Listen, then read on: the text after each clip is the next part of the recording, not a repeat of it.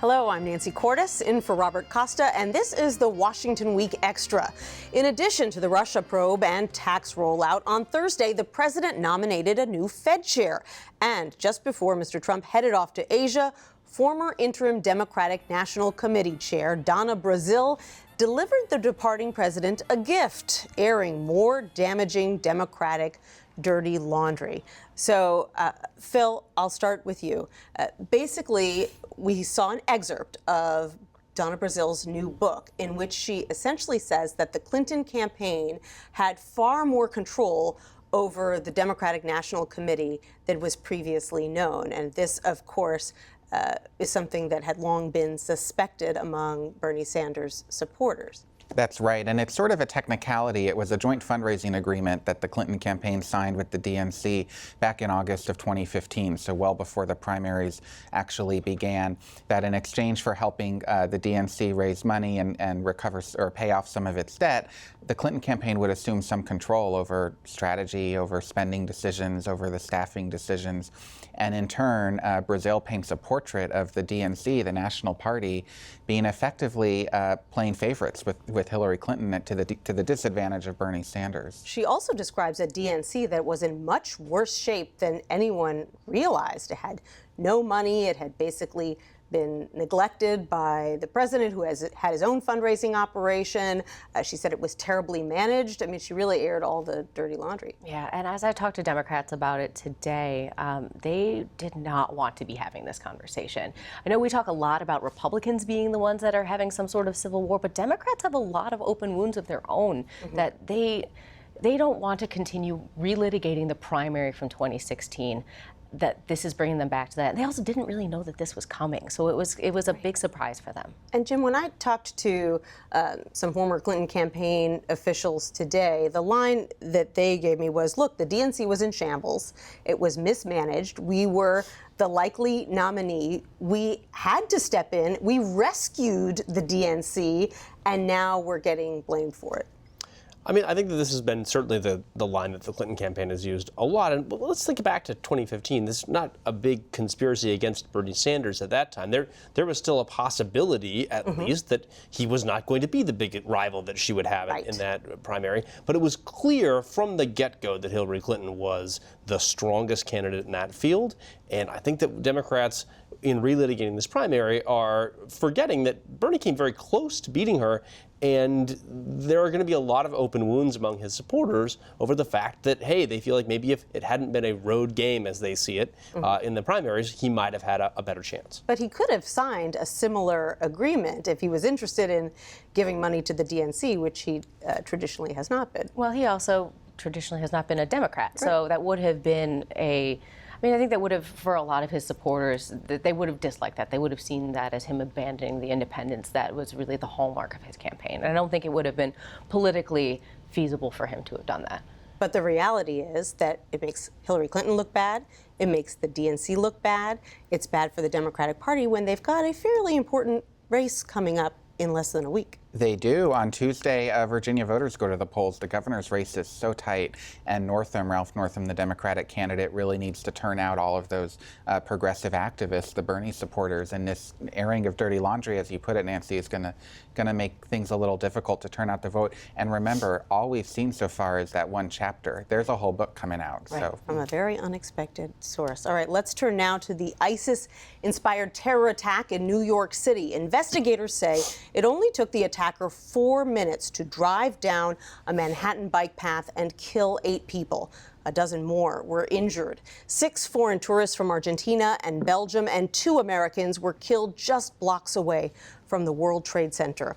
And even before the suspect was charged, President Trump sparked a political debate over extreme vetting and immigration policy, 2 keystones of his winning campaign. Jeff, the suspect is a 29-year-old man from Uzbekistan, a lone wolf who had ISIS propaganda on his computer. Tell us what more we know about him. Well, he had been planning this for about a year, but decided 2 months before the attack to use a truck, and this is someone who had on his cell phone, one of them, and they found 2 cell phones.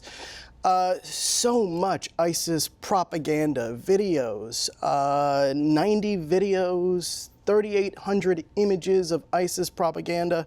So, this wasn't someone who was just inspired. This was someone who was really fanatical about ISIS. And that's what investigators are finding. Now, what they aren't finding is this direct connection to ISIS. But this is similar to some of the other cases they've seen in the past where you have these people who are inspired to act. And that's what happened in this case. And he was practicing. He rented a truck, I think, the week before and was practicing turns. So this is someone who put a lot of thought into that attack. Do we know how long ago he was radicalized? We don't. We know that he came to the U.S. in 2010, right. And investigators and people who know him believe that he was radicalized not before he came, but he was radicalized here. Mm-hmm. Phil, the president had a lot of thoughts today about what should happen to this suspect, namely that he should face the death penalty. What was the reaction in the White House, and how did they get him to dial that back? Yeah, so he's had many different reactions over the course of the week. Initially, he said, sure, let's send him to Gitmo, to Guantanamo Bay, the military prison. And the White House of officials, within a few hours, started to dial that back. And the next day, the president said, no, we're not going to do Guantanamo Bay. It'll take too long and be too cumbersome. We'll go through the civilian justice system, but he should face the death penalty. And again, we've heard the president say that the justice system needs to be quick and the punishment needs to be tough and fast. And he's just trying to project some strength here. And the concern is that this could influence the investigation and a trial if the president is weighing in. I mean, that has been a concern about a lot of the things that the president does on Twitter, is because he is out there in the public sphere talking directly to people in a way that we haven't seen another president do. And people hear directly from him, and his supporters are very, very engaged and very, very energized by his ability to get directly to them. But I think this won't be the only time we'll see something like that. Yeah. President Donald Trump announced his nomination of Jerome H. Powell as the next chair of the Federal Reserve this week. If I am confirmed by the Senate, I will do everything within my power to achieve our congressionally assigned goals of stable prices and maximum employment. Jim, tell us what we know about Powell and tell us about the situation that he is walking into at the Fed. Well, it's sort of an odd time to be changing pitchers, if you will, in the game. Janet Yellen, the current Fed chair, has been overseeing the Fed this is the end of her 4-year term. In that time, inflation has stayed low. That's one of the jobs of the Fed chairman. And the economy has started to grow faster, which is the other job of the Fed. And the president, in fact, likes the economy so much that he says that Janet Yellen has been doing a fantastic job, and he likes to brag about the growth rate of the economy all the time. So that is not normally a recipe for replacing someone. Right. But Republicans in general don't like Janet Yellen within the Senate, and so there was some pressure to replace her. And also, Powell is, apparently Trump likes his real-world experience. He's worked in the private sector, he's worked in banking, he's been on a Fed governor, but he is someone who is seen as perhaps being a little more sympathetic to the Trumpian view of regulation. Mm-hmm. And so that would be another plus in his column from the president's angle. But really, what markets expect him to do is just continue Janet Yellen's policies, for the most part, without being Janet Yellen. Can I ask you a question on that? Yeah. So people who are watching the tax bill are wondering what's going to happen to their mortgages, but those people who are also wondering about what's going to happen with, what the Fed is going to do, because that could change their mortgage rates too. That's true. The Fed is very likely to very widely seen as likely to raise interest rates in December by probably a quarter of a point. But then raise them steadily over the next few years to get back to what it considers sort of normal interest rates. We've been close to zero for a really long time now. So I would expect him to continue that path unless the economic conditions change, which they could. Phil, what's the calculus here? Because the president said, I like Janet Yellen, but you want to make your mark with a Fed chair pick. But obviously, if anything goes wrong with the economy, he now cannot blame Janet Yellen. He's the one who changed horses. Well, you sort of knew from the beginning that he would probably make a change just because he wants to have his own Fed chair. Mm-hmm. And as we've seen with policies, but also with personnel, anything that Obama put in place or that Obama touched, mm-hmm. he wants to get rid of. Right. Janet Yellen was a pick of Obama's, so Trump made his own pick.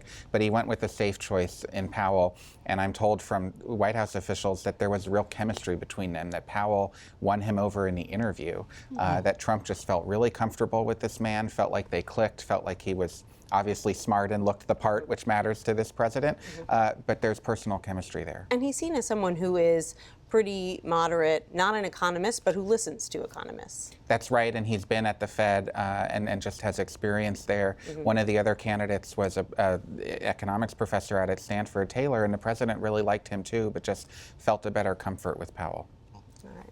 Thank you guys so much for being with me on this Friday night. That's it for this edition of Washington Week Extra. While you're online, check out the news you need to know with the fresh reporting and analysis of your favorite Washington Week panelists. I'm Nancy Cordes, in for Robert Costa. Thanks for watching.